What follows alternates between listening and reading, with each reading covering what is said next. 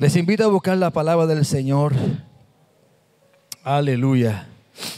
En un verso y un pasaje extremadamente conocido nuestro. Me refiero al pasaje de Mateo capítulo 25. Gloria al Señor. Y quiero leer solamente algunos versos. Bueno, no. Yo quiero que leamos todos los versos. Por si acaso no termino el mensaje esta mañana, gloria al Señor, usted repase esta lectura conmigo. Luego que leamos la palabra del Señor, la cual vamos a leer todos a una sola voz. Significa que yo comienzo a leer y usted me sigue la lectura.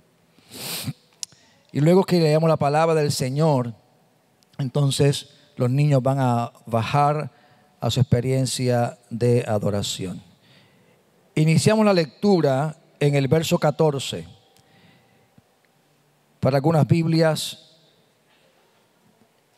contiene un título y el título es La parábola de los talentos. Y esta palabra a una sola voz la leemos en el nombre del Padre, del Hijo y del Espíritu Santo.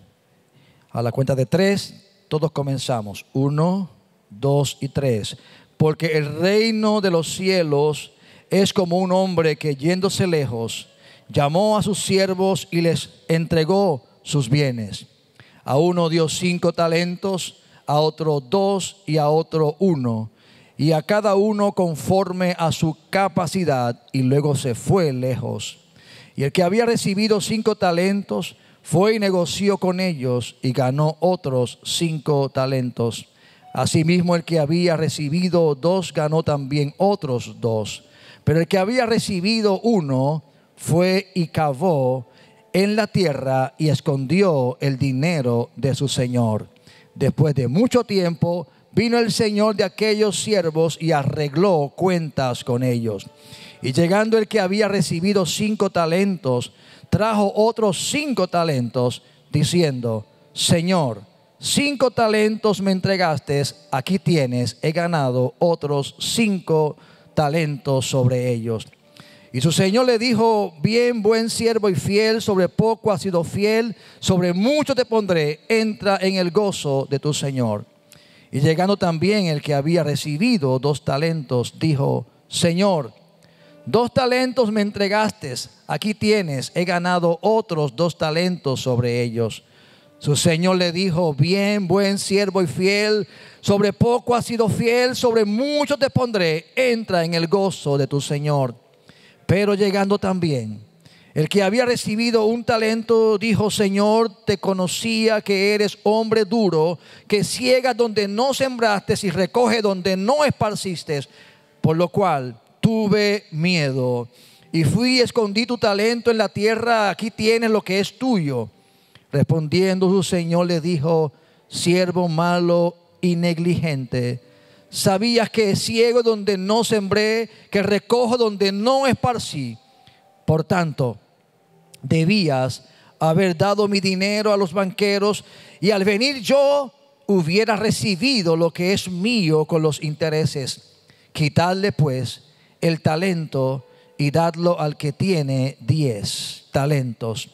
Porque el que tiene le será dado y tendrá más, y el que no tiene, aun lo que tiene le será quitado. Y al siervo inútil echadle en las tinieblas de afuera, allí será el lloro y el crujir de dientes. Padre, gracias por tu palabra, Señor. Ella habla y ministra nuestras vidas. Ayúdanos, oh Dios Todopoderoso, no solamente a atesorar tu palabra, sino a atender la enseñanza, el consejo, la amonestación que ella trae sobre nuestras vidas. Y habiendo entendido tu llamado, Señor, podamos responder en obediencia a ti. Bendice a los niños que irán a su experiencia de adoración, Padre. Glorifícate en la vida de nuestros niños. Necesitamos que nuestros niños sean alimentados, instruidos, fortalecidos en la fe, en una fe tierna, una fe que se forma en ellos, Señor, pero que será el asidero sólido cuando ellos crezcan, Padre. Gracias por los padres que hacen el esfuerzo de traerlos, Señor, y que, Padre, venciendo temores y angustias, los envían a tu casa. Los bendecimos en el nombre de Jesús. Amén. Gloria a Dios. Pueden sentarse, amados. Gloria al Señor. Los niños pueden bajar. Dios bendiga a los hermanos que están presentes en la casa en esta mañana. Siempre repito y no me canso de hacerlo, que para mí es un gozo verles. Gloria al Señor. A pesar de que hay tantos cambios en las leyes, hay revisiones, hay rumores. Así es que hay tantas cosas que a veces dificultan a muchos el poder llegar a la casa de Dios. Pero gracias a Dios que usted está aquí y gracias a aquellos que están siguiéndonos a través de las redes sociales. Les decía que el pasaje que les he leído es un pasaje que todos conocemos muy bien. Y para mí trae muchos recuerdos muy gratos, porque me recuerda aquel ministerio que hace muchos años teníamos los matrimonios jóvenes de aquel entonces. Hoy somos los matrimonios maduros de ahora. Pero hace años en esta casa había un ministerio que se llamó un ministerio nuevo, compuesto de matrimonios jóvenes que Dios les permitió no solamente ministrar en esta casa, sino también salir y poder ministrar. Y recuerdo que teníamos ciertos cánticos que eran los cánticos que dramatizábamos y que resultaban de una bendición extraordinaria a nuestras vidas y a las personas a quienes íbamos a ministrar. Y uno de ellos era el cántico de José Ferrer, que de hecho era una pregunta: ¿dónde está el talento que te di? Y este cántico se convirtió en una herramienta evangelizadora poderosa que por mucho tiempo, no sé cuánto tiempo, no recuerdo ahora cuántos tiempos, si fueron meses o años el que estuvimos haciéndolo, pero recuerdo que lo hacíamos con mucha frecuencia. Y pensaba en esta mañana en la importancia de repasar este tema tan crucial, que es entender que todos nosotros hemos recibido de Dios capacidades, talentos, habilidades, y que un día tendremos que dar cuenta a Dios de lo que Dios nos ha entregado. Para ser fiel al texto bíblico tenemos que aclarar que este pasaje de Mateo es parte de una secuencia de mensajes que Jesucristo predicó en torno a su segunda venida. Todos estos mensajes que están contenidos a partir del capítulo 24 de Mateo, está hablando Jesús en respuesta a una pregunta que sus discípulos le hicieron. Jesús se encontraba en Jerusalén y cuando pasó frente al templo, él profetizó sobre el templo y le habló a ellos que un día eso será destruido. Y los discípulos le preguntaron a Jesucristo: ¿y cuándo va a pasar eso?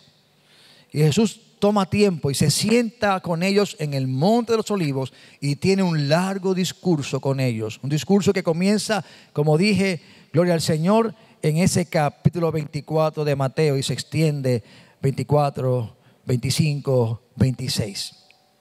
Así que Jesucristo está hablando de un tiempo que ha de venir y toca una cantidad de temas importantes. Y aquí toca uno de ellos. El tema trascendental de que a Dios daremos cuenta de lo que Él nos ha entregado. Otra realidad importante que hay que señalar es que la palabra talento que aparece en ese versículo no es la que nosotros interpretamos en el día de hoy. Talento en el tiempo de Jesús era una moneda, pero una moneda, amén, que evaluada en términos presentes excedería quizás los $30,000. O sea, un talento podía equivaler, y sobre todo si era un talento de oro, según buscaba la información, podía equivaler a $385,000 en el presente. De hecho, el talento era la moneda más pesada y más valiosa. Realmente, un talento era una fortuna. Así que imagínense 5. Estamos hablando de millones de dólares. Es decir que Jesús está utilizando esa imagen para hablar de algo valioso. Claro, claro. Nosotros en el presente tenemos otro significado para esa palabra, porque talento significa para nosotros habilidades, destrezas, dones. Significa eso que tú puedes hacer y sabes hacer. Y de hecho, aunque las palabras no signifiquen en su original lo mismo, el sentido que podemos darle es compatible. Porque para mí, el tesoro más grande que yo puedo tener es lo que Dios me ha entregado para darlo a otros. Así que si yo soy maestro, ingeniero, pastor, evangelista, lo que yo sea, eso es un regalo de Dios a mi vida, que es para hacerlo, para multiplicarlo y para bendecir a otros. Todo lo que hacemos y somos es porque Dios lo ha dado, es decir, es un regalo y es para multiplicarlo. Así que el principio que la parábola enseña aplica tanto al evento pasado, es decir, cuando Jesús lo dijo, como también a una visión moderna en lo que hoy entendemos que es un talento. Así que con esto lo que quiero decir es que no hay problema que lo interpretemos de ambas maneras, porque el principio va a ser el mismo. Ahora, aclarando el contexto tanto de Jesús como el contexto presente, lo que este siervo, este señor, este amo está haciendo es algo impresionante. El verso 1 dice, el verso 14, el primer verso que voy a hablar dice, porque el reino de los cielos es como un hombre que yéndose lejos llamó a sus siervos y les entregó sus bienes. Hay 4 cosas que yo veo aquí en este primer verso que les leo, el verso 14. En primer lugar, nos habla de cómo opera el reino de Dios, cómo opera Dios, cómo opera en la esfera divina. Son cosas poderosas. El velo se descorre para proveernos a nosotros una visión de cómo opera. Y para ilustrarnos cómo lo hace, Jesucristo como maestro por excelencia utiliza un recurso humano para darnos una ilustración, una comparación. La comparación siempre es menor, siempre, amén, no va a proyectar toda la realidad, pero nos permite tener una idea, y la idea es poderosa.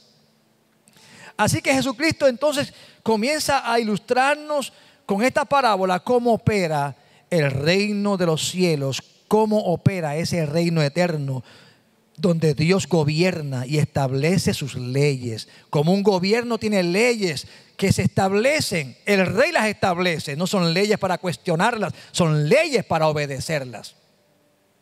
Así que es lo primero que yo observo. Lo segundo que yo observo aquí es el elemento escatológico. ¿Qué es la escatología? Es esa doctrina que habla de las cosas que están por venir. Y entre las cosas por venir tenemos una que es la más importante de todas ellas: la segunda venida de nuestro Señor Jesucristo. Que las bestias, que los demonios, eso es parte de lo que va a venir. Pero lo más importante para la iglesia no son los juicios, es que Él venga por mí. Aleluya. Que Él venga por mí. Estar seguros, estar anclados en esa confianza en Él. Porque dice allí que el Señor, el amo de esta historia, dice que se va lejos. Es decir, que deja un espacio. Y eso fue lo que hizo Jesús. Él se fue a los cielos. Pero cuando Él se va a los cielos, y cuando este amo también en la parábola se va, deja una encomienda, hace un llamado. ¿Y a quién llama el amo? ¿A quién llama el Señor? A sus siervos. Es decir, que Él se va, pero no dejó, amén, la viña, no dejó el mundo, no dejó este espacio sin nada que hacer. Él hizo un encargo. ¿Y sabe lo que hizo? Dice que Él hizo una inversión, es lo cuarto que yo observo, porque Él le dio todos los bienes a esos siervos. ¿Usted se imagina la fortuna? Es decir, que este amo, el Señor de esta parábola, entregó todo y lo puso en manos frágiles de barro y puso una fortuna en manos de estos hombres y hace una distribución de esos bienes.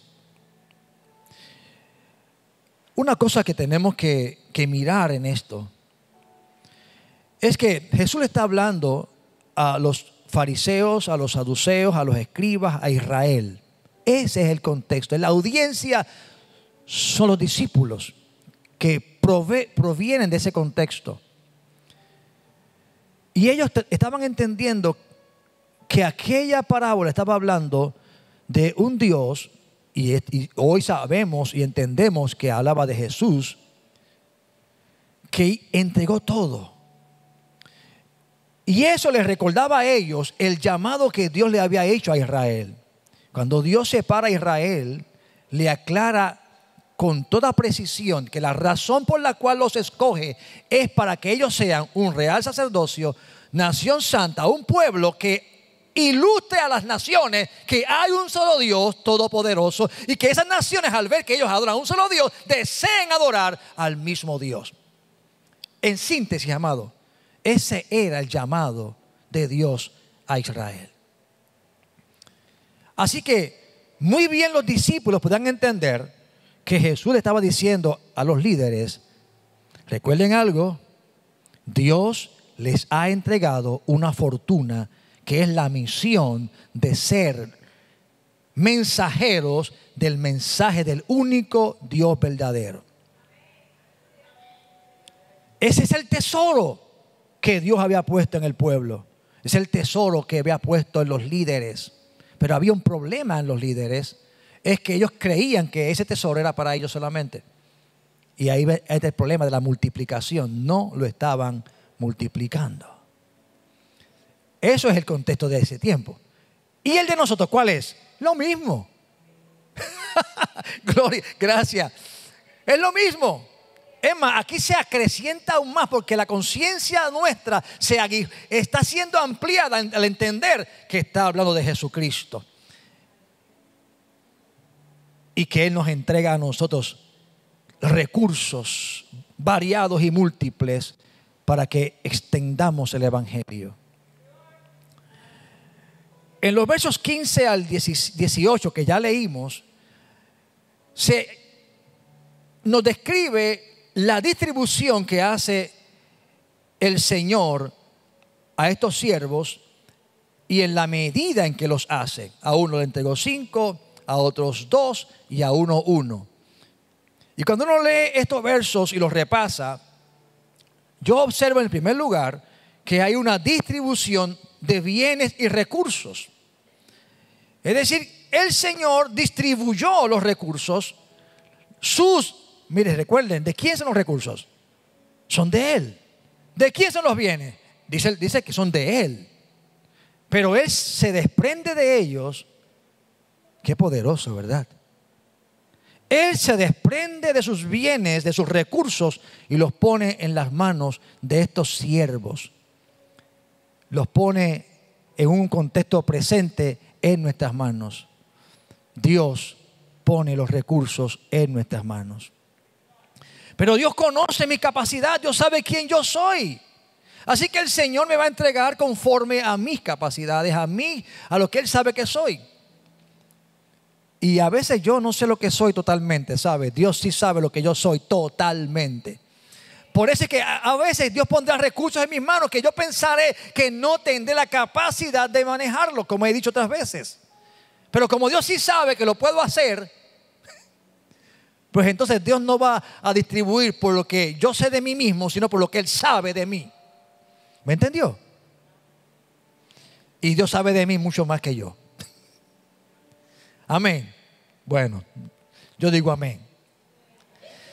Entonces, Él entrega. Y también esa entrega diversa me habla que amén, que Dios, mire, yo no tengo que estar peleando por lo que Dios le dio a otros, sino velar por lo que Dios me dio a mí, porque Dios va a dar como Él quiera hacerlo y como Él quiera distribuirlo y a quien quiera hacerlo, y Él es el Señor y punto. Y eso es lo que hermosea el cuerpo de Cristo, que no todos hacemos lo mismo y somos iguales, somos diversos. Eso habla de la multiforme gracia de Dios. Lo segundo que observo de este pasaje en estos versos de 14 al 18 es que Dios, amén, nos conoce. He dicho que Dios distribuye como Él quiere. Y si leemos lo que Pablo escribe a la iglesia de Corintios, capítulo 12, verso 18, ahí vamos a encontrar ese relato poderoso donde habla del cuerpo, de la iglesia como un cuerpo. Y dice que Dios puso los miembros en el cuerpo como Él quiso. Así que el Señor es el que dispone las cosas. Pero también entendemos de ese pasaje bíblico que cada miembro del cuerpo hace algo. Y aprendemos también que ni un miembro le puede decir al otro miembro, no me hace falta. Dice Pablo, ni el ojo le puede hablar amén, al pie o a la pierna, no me hace falta. Todo eso está incluido allí. Perdónenme porque estoy avanzando un poco, pero usted me ha oído predicar sobre eso y yo creo que no necesitamos otro sermón en este momento específicamente. Lo tercero que yo veo en este grupo de versos es que cada cual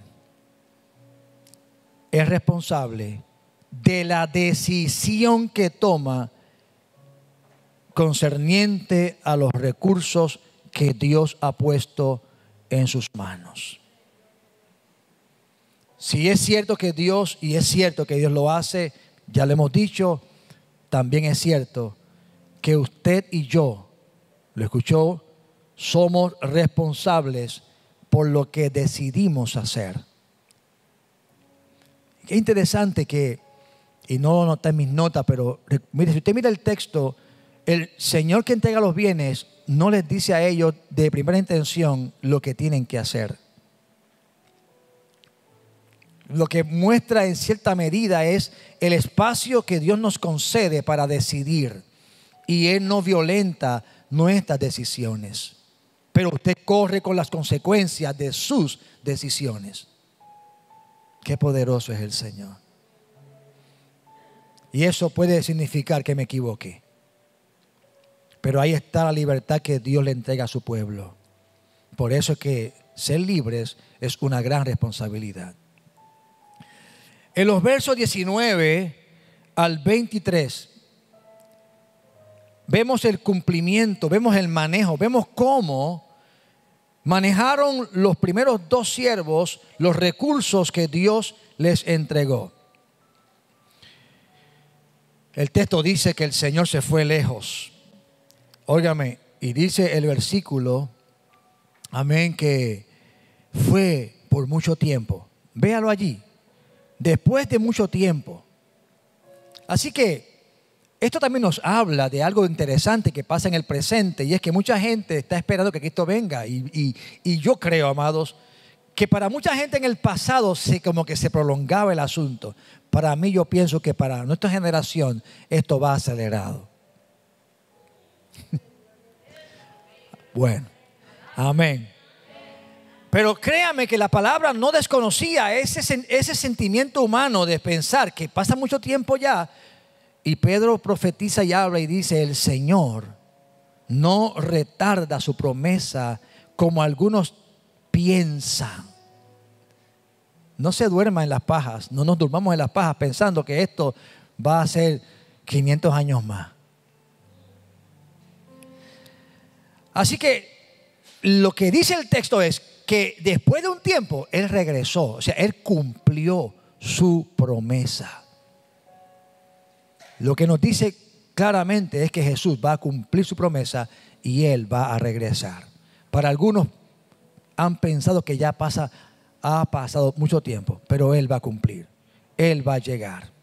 Y cuando Él llegue, entonces Él va a hacer lo que dice esta parábola. Él va a pedir cuentas. Él llama a los siervos, los llama y le pide cuenta a cada uno en el orden en que ellos fueron llamados para entregarles los talentos. Lo que significa, amados, que si es inminente el retorno de Jesús, no piense que en la agenda divina se le va a olvidar lo que Él va a hacer, porque ya lo está anunciando de antemano. Yo no puedo llegar a ese día allí y decir, ay, se me olvidó hacer tal cosa. O no tuve tiempo para hacerlo. ¿Sabe? Yo a veces tengo un pecado y lo confieso y necesito que Dios me liberte de esto, y que a veces dejo las cosas para mañana. Y a veces esa postergación del asunto me trae graves consecuencias. Y cuando me enfrento a una situación como que el haberlo pospuesto me ha acarreado un mal, no hay manera de echar para atrás. Y entonces con vergüenza tengo que decir a la persona lo que haya pasado, de decir, ¿sabes qué? Perdóname. Y ya no puedo dar excusas. En este asunto no hay excusas. Si algo ha dañado mucho, además de mi pecado que ya les he confesado, a muchas personas, líderes y personas que no son líderes, es que no les rinden cuentas a nadie. Y eso ha sido la ruina de su vida. Recientemente leí un caso que me trastocó, me dejó, de un líder que, bueno, no lo conocí porque realmente no le puedo decir que lo conozco de persona, pero leí sus libros y fui edificado. Y ahora cuando veo un libro de él ya me resulta difícil. Y tengo que hacer un esfuerzo para separar lo que es la palabra de Dios de la persona. Pero es difícil cuando alguien fracasa, y si es cristiano es mucho más doloroso. ¿Y sabe cuál es la causa y la razón? Y cuando se investiga todo, ¿sabe qué dice sus personas que le rodean? Era porque no le pedían cuenta, confiaban demasiado. El Señor confía en nosotros porque Él nos entregó su tesoro. Él confiaba en estos discípulos, en estos siervos, y le entregó su fortuna. Pero Él no le pasó por alto el pedirle cuentas. Así que llegará el momento que tendremos que dar cuenta. Y dice que Él los llama y le pide cuentas. Los primeros dos informan y dan las evidencias del fruto de sus vidas. Aunque en ambos casos el resultado de la multiplicación es diferente, la recompensa es la misma. Y aquí nos acordamos de la parábola también que Jesús les enseñó, de los siervos que fueron llevados a trabajar en diferentes horarios. Y recuerdan la parábola, ¿verdad? Que los que fueron a la mañana temprano, cuando vieron el pago que recibieron, que era igual al que llegó último, se enojaron. ¿Y cuál fue la respuesta del Señor? Él no hace diferencia. Él paga igual. Aleluya. Y aquí, amén, el Señor reconoce el trabajo y el fruto, pero el recibimiento es igual para ambos. A ambos les dice lo mismo: buen siervo fiel. En lo poco fuiste fiel, en lo mucho te pondré. Así que estos siervos reciben recompensa. Jesucristo le había dicho a los discípulos muchas veces que el Padre se glorifica en los frutos de sus hijos. Para esto el Señor nos ha llamado, para que llevemos frutos.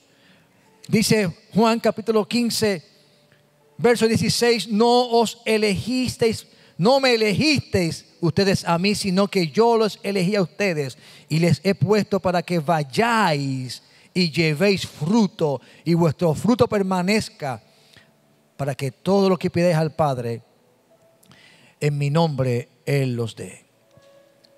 Ahora voy a ir a la última parte del sermón. He ido un poco rápido, pero yo creo que he sido bastante claro. En el 24 hay una palabra breve que interrumpe la narración y que introduce un cambio radical, un pero. Pero llegando también. Parece que no era parte de la escena, pero sí lo era. Pero lo que iba a pasar con él era diferente. Y ahí viene y se presenta el último de los 3 hombres, de los 3 siervos. Y él comienza a dar excusas. Observe que la reacción del siervo fue: Señor, yo te conocía que eres hombre duro. Y comienza entonces a proyectar una imagen del Señor que le dio los recursos. Y luego, después que habla de su Señor, dice lo que hizo y por qué lo hizo. Dice: tuve miedo, tuve temor, y por tal razón escondí y guardé lo que me habías dado. Aquí tiene lo tuyo. Pareciera ser un discurso bien convincente, porque le entregaba al Señor lo que era de él. El problema es que lo entregaba intacto, lo entregaba inalterado, lo entregaba sin multiplicarse. Y el Señor le responde duramente, una palabra dura. ¿Sabe? Hay veces que hay interacciones donde uno está ante una persona y uno espera que sea suave con uno, pero a veces le baja fuerte. Y nos baja fuerte porque nos ama. A mí no me gustan los regaños, créanme, no me gustan, pero me los he buscado. Y si alguien me dice algo, y a veces el obispo, cuando hablamos pues, de él, a veces como que, wow, ¿qué me va a decir? Pero gracias a Dios, y yo agradezco, y no el obispo, a veces un hermano me hace un reclamo, y yo entiendo que es justo. Yo no me defiendo. ¿Para qué? Estaría actuando como este siervo, dando excusas. Las excusas sobran. Aquí sobraron las excusas. El Señor no reparó en reclamarle y decirle a este siervo: quítenle el talento. Es un siervo inútil. Échenle en las tinieblas de afuera y allí va a llorar y a gritar en forma fuerte. Esta parte de la historia no nos gusta, pero es la que más debe llamar nuestra atención. De hecho, leía un comentario que el eje importante de esta parábola es precisamente esta última parte. Porque este es el reclamo que Jesús le está haciendo a los fariseos, a los escribas y a los saduceos de su tiempo. Que ellos se habían apropiado del mensaje de Israel, de la misión de Israel, y no querían compartirlo con nadie. Se habían vuelto egocéntricos, etnocéntricos, que significa centrados en su propia raza, en sus privilegios, porque no había pueblo con las leyes sanitarias, las leyes de altura, de moralidad, de valores, de protección, como Israel. Era un modelo, es un modelo. Pero ¿cuál era el problema? Que el plan era que los cananeos, que los hititas, que los egipcios, que todas esas naciones voltearan su mirada a Israel, e Israel del tesoro que Dios le había dado les compartiera a ellos, y ellos descubrieran y entendieran quién es el Dios verdadero. Pero Israel, los líderes, se centraron en ellos. Ahora, en Cristo esto cambió y ha cambiado con nosotros, pero puede estar pasando también. Así que esa expresión "pero" representa una separación, introduce en la narración un cambio. Y en este caso, la diferencia es diametralmente opuesta a los primeros. A diferencia de los anteriores, este que se acerca a Jesucristo, en lugar de informar de su trabajo, comienza a expresar un discurso para justificar su decisión. Su argumento es probarle al Señor lo que Él hizo y pensar que quedaría absuelto por su excusa o por su argumento. El elemento central del argumento de esta persona es que él no actuó porque tenía miedo. Tuvo miedo. Y yo pregunto, amados, ¿no es a veces el temor lo que nos paraliza y lo que a veces nos impide hacer lo que tenemos que hacer? Miedo a la crítica, miedo al que dirán, miedo a que no tengo las capacidades, miedo a que no sé hablar. El temor paralizó a este hombre y lo llevó a tomar una decisión equivocada. Recordemos el pasaje de 1 de Juan capítulo 4, verso 18, donde dice: en el amor no hay temor, sino que el perfecto amor echa fuera el temor, porque el temor lleva en sí castigo. Ya aquí está diciéndonos que el temor Dios no lo va a aplaudir. Jesús dijo: si alguno se avergüenza de mí ante los hombres, él no va a tener reparo de no reconocerle ante Dios. Créame, hay veces en que a mí me da miedo hacer algunas cosas. Créame, a veces me da miedo hasta si me toca predicar, porque uno piensa en el peso que esto significa y me entra temor. Pero el temor no nos puede paralizar. El temor no nos debe paralizar tampoco para denunciar lo que está mal. Porque ¿sabe qué? Si yo amo realmente a alguien y sé que está torcido y va camino a la perdición, yo no demuestro amor hacia él quedándome callado. Si alguno está a veces andando en forma incorrecta, yo no demuestro amor en pasándole la mano y diciéndole o pasando por alto lo que está haciendo. No. Si yo realmente le amo, debo vencer el temor y la vergüenza que pueda darme, decir lo que tengo que decir a fin de que su vida pueda ser corregida y pueda caminar como Dios manda y Dios pide que camine para bendición de él o de ella. Los temores a veces nos paralizan. Nos paraliza las leyes que se están proclamando. Nos da miedo tantas cosas. Temores.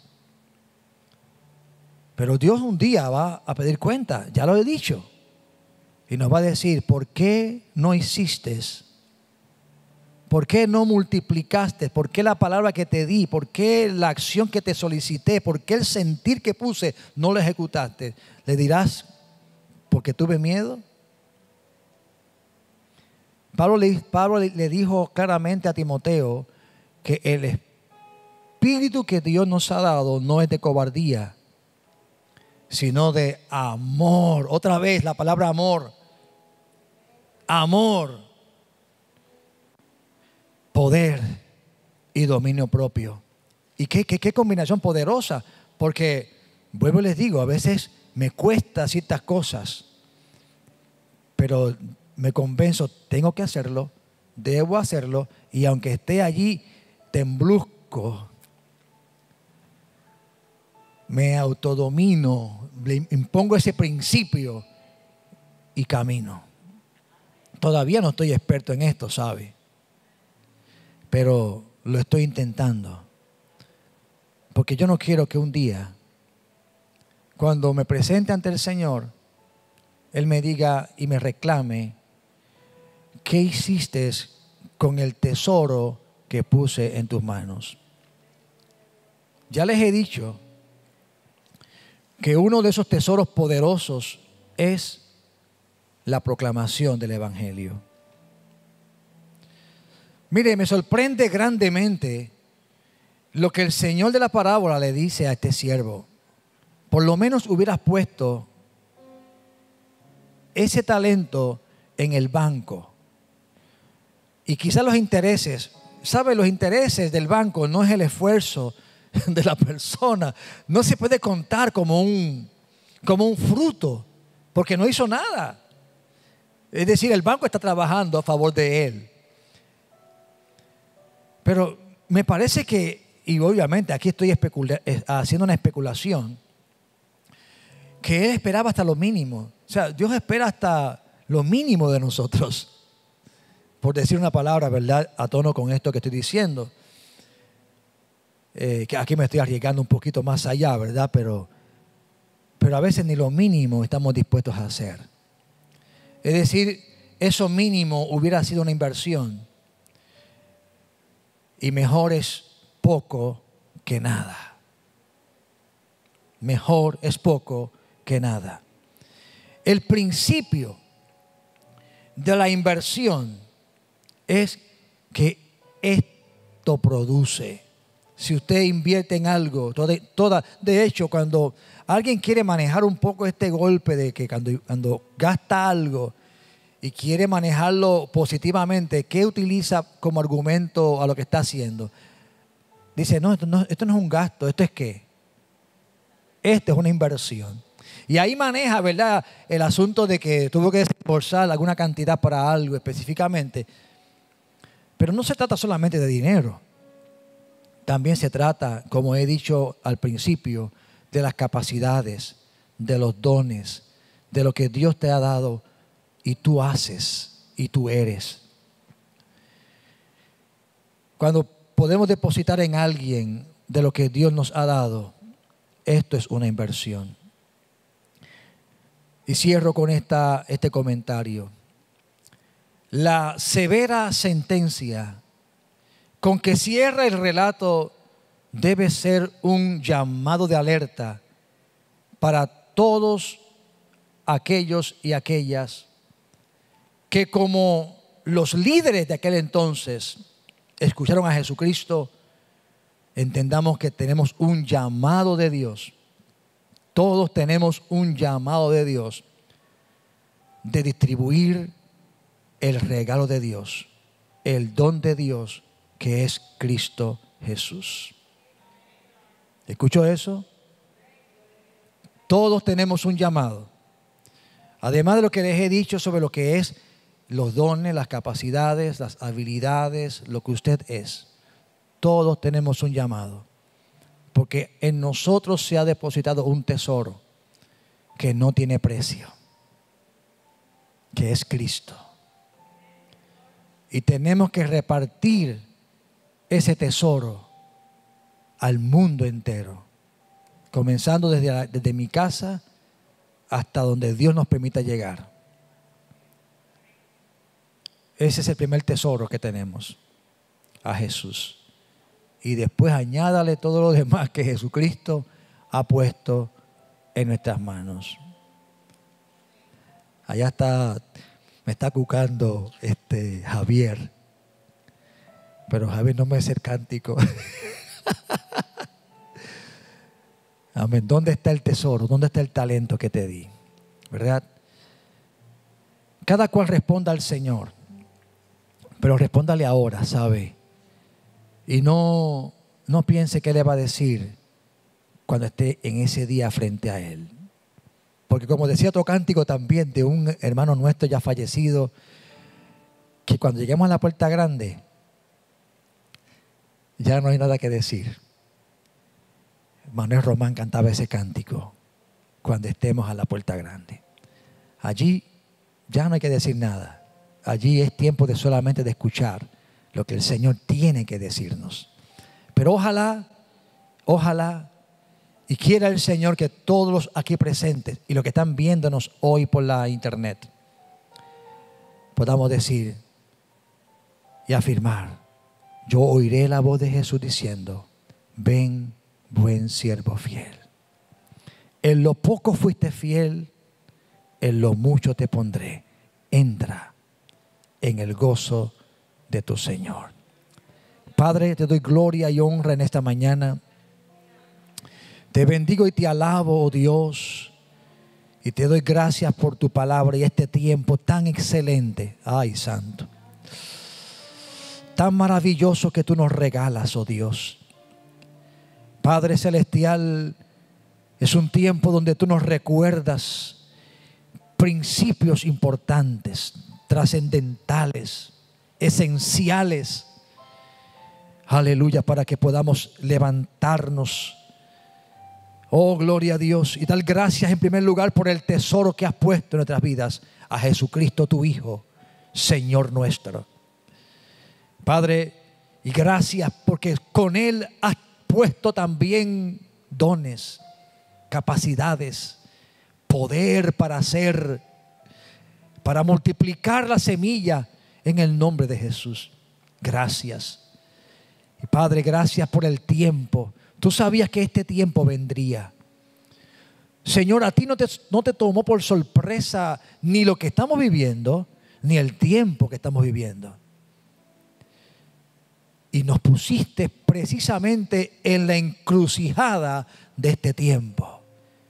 No como accesorios, no como adornos, sino como siervos y siervas, dispuestos y dispuestas a hacer tu voluntad, al precio que sea. Padre, glorifícate en tu pueblo y en tu iglesia. Glorifícate, Señor. Y ayúdanos, oh Cristo, a ser, Padre mío, imitadores de estos siervos que recibieron de ti conforme a tu gracia lo que tú les diste y los multiplicaron para la gloria tuya, Señor. Ayúdanos, Espíritu Santo. Ayúdanos en el nombre de Jesús. Póngase de pie, aleluya, en esta mañana y haga su propia oración. Aleluya. Oh, gloria a Dios. Haga su oración. Dígale, Señor, aquí estoy. Este siervo, esta vasija de barro que está siendo formada, que está siendo construida. Aleluya. Y mientras tú nos construyes, tú estás haciendo depósitos. Aleluya. De gracia, de misericordia. Tú estás haciendo depósitos. Porque no es una vasija vacía la que tú estás haciendo, es una vasija que está llena de ti. Ayúdanos, aleluya, a poder no solamente retener lo que pones, sino a que pueda desbordarse y pueda dar de beber a otros. Aleluya. Ayúdame, Padre, a hacer una vasija útil. Ayúdame, Padre, a hacer una vasija donde puedan venir sedientos a beber y encontrar la sustancia que da vida, que eres tú, Jesús, en mí. Aleluya. Oh, Jesucristo. Ore al Señor. Tú eres una vasija hermosa de Dios. Aleluya. Tú puedes mirarte a ti mismo y pensar de ti que eres alguien que está quebrantado, que está fraccionado, que está hecho pedazos. Eso puede ser posible, pero Dios está haciendo una vasija nueva de cada uno de nosotros. Y hay tiempo, hay oportunidad, hay espacio. Aleluya. Oh, gloria a Dios, para que tú recibas lo de Él en tu vida. Aleluya. Y otro que esté sediento pueda venir a beber y encontrar a Jesucristo en ti. Y también ser una vasija nueva para la gloria del Señor. Oh, Dios, te doy gracias. Gracias, Señor, gracias. Yo te agradezco, Padre, tu buena obra en nuestra vida. Y una vez más yo te pido perdón por las veces y las ocasiones, Señor, cuando no te representé como debía hacerlo. Por los miedos, los temores, Señor, los pensamientos de autoculpa que a veces vienen a aguijonear nuestra mente y hacernos pensar que no somos capaces, que no podemos, que no lo lograremos, que nos quedaremos en el camino, que no somos dignos de recibirlo. Reprendemos estos pensamientos, estos aguijones que el enemigo lanza. Son los dardos del diablo que vienen a tratar de impedir que tu buena obra se haga en nosotros. Los reprendemos en el nombre de Cristo Jesús. Oh, gloria a Dios. Yo te pido, Padre, que tus hijos comiencen a entender el valor que tienen para ti. Y puedan entender que, aleluya, que el poder que opera en nosotros es mayor que el que opera en el mundo. Y podamos vencer los temores y las barreras. Aleluya, como iglesia, como pueblo tuyo que somos. Aleluya. Gracias, Espíritu Santo. Aleluya, gracias, Espíritu Santo. Gracias. Si alguien, amados hermanos, desea la oración o quiere acercarse al altar, lo puede hacer, no hay problema. Y allí en tu hogar, hermano y hermana que está viéndonos, tú eres una vasija de Dios, donde Él ha hecho un depósito maravilloso en tu vida. No tengas temor, no tengas, aleluya, no te impongas una crítica que te paralice. Créele al Señor, creámosle al Señor, confiemos en Él y caminemos en fe. Aleluya. Oh, gloria a Dios. Porque la iglesia es ese cuerpo glorioso de Cristo que camina mirándolo a Él fijamente en todo tiempo. Padre, gracias una vez más te doy. Y si hay alguien que todavía no ha hecho un pacto con Cristo, hoy es un buen día para decir: Jesús, yo me rindo a ti. Si hay alguien en la audiencia o alguien allá viéndonos, haga ese pacto con Jesucristo y dígale: Jesús, aquí estoy, reconociendo que soy pecador, pero que hoy he oído tu palabra y creo en ti y te confieso como mi Señor, y te pido que laves mi vida con la preciosa sangre de Jesús. Oh Padre, haz en mí una nueva criatura. Gracias, Jesús, por venir a mi vida y por cambiar mi ser. Gracias, Cristo. Gracias, Jesús.